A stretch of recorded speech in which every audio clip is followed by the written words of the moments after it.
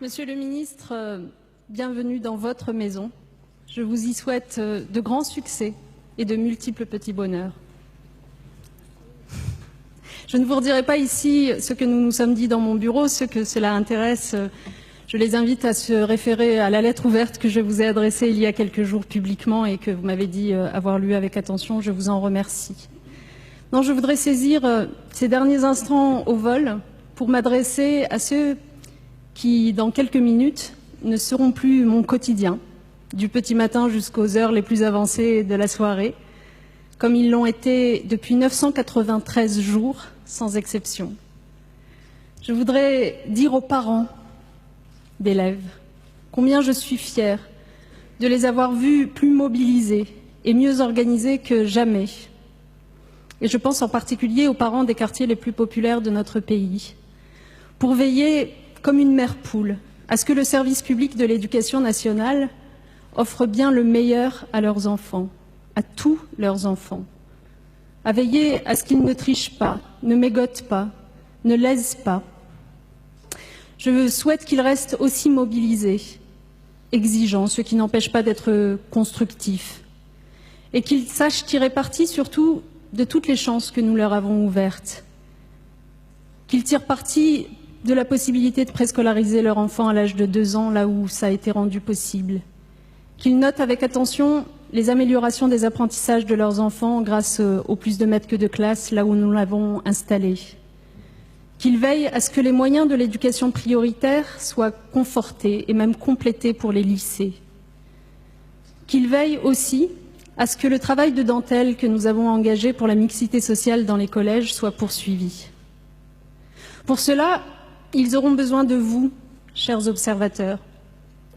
Dans ce monde où la désinformation le dispute en permanence à l'information, dans ce monde où le culte de l'immédiateté fait confondre les temps et les causalités et croire que la dernière enquête internationale vient évaluer la réforme de la semaine dernière, dans ce monde-là, il y a plus que jamais besoin d'observateurs aguerris, honnêtes, rigoureux, qui sachent dire ce qui fonctionne comme ce qui dysfonctionne pour aider chacun à y voir plus clair.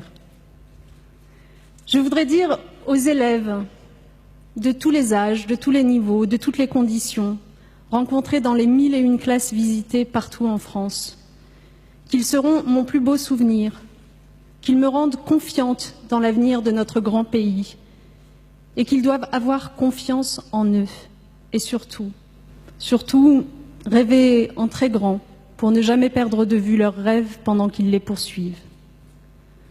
Je voudrais dire aux professeurs, les professeurs, c'est une relation compliquée que celle d'un ministre à ses professeurs, vous le verrez. Vous le verrez parce que ces professeurs, Monsieur le ministre, n'occuperont pas seulement vos journées, vos dossiers, vos chantiers de ministre, non.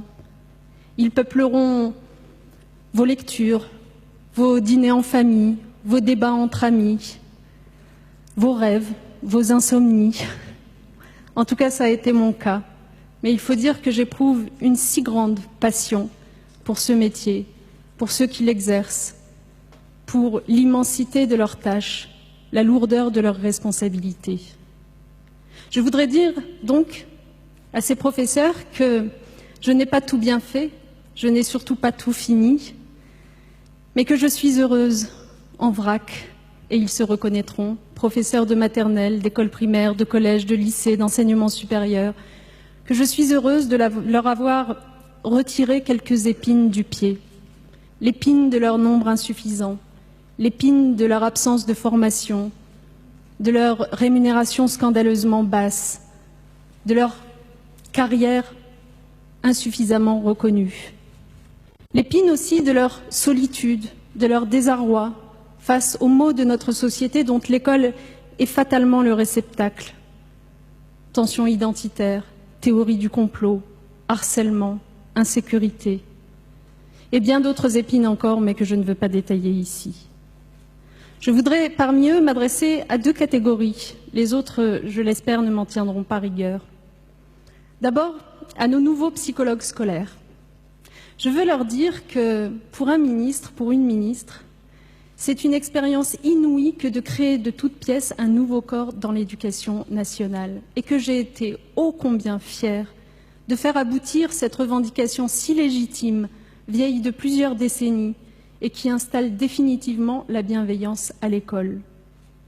Je veux ensuite m'adresser aux professeurs de latin avec lesquels nous avons parfois donné le sentiment de nous affronter et c'est un grand regret pour moi. Peut-être que demain, le nouveau ministre voudra remettre en question ce que nous avons voulu faire partager le latin par davantage d'élèves. Mais j'espère que eux, durant cette expérience, auront appris d'une idée qui n'est pas seulement généreuse, mais qui a vocation aussi à faire vivre cette belle discipline en lui fournissant le vivier d'élèves et d'étudiants dont elle manque si cruellement aujourd'hui. À côté des professeurs, je veux dire toute ma reconnaissance au personnel non enseignant, qui travaillent peut-être davantage dans l'ombre, mais qui n'en sont pas moins précieux. Et plus généralement, à tous ceux qui, dans l'école, à côté de l'école, portent nos enfants sur leurs épaules de géants. Je pense aux AVS, aux assistants de vie scolaire auprès de nos enfants en situation de handicap, dont je me réjouis sincèrement qu'ils puissent très prochainement, les uns après les autres, être CDIsés comme nous l'avons programmé. Mais je pense aussi aux animateurs du périscolaire qui ont eu une lourde tâche ces dernières années. Je leur souhaite le meilleur et en particulier de conserver leur emploi. Monsieur le ministre, je ne serais pas complète si je ne m'adressais pas aux agents de ce ministère, ici ou sur les territoires. Je veux vous dire ma reconnaissance pour l'engagement incroyable qui est le vôtre. Pas un jour, pas une minute, vous ne m'avez fait défaut.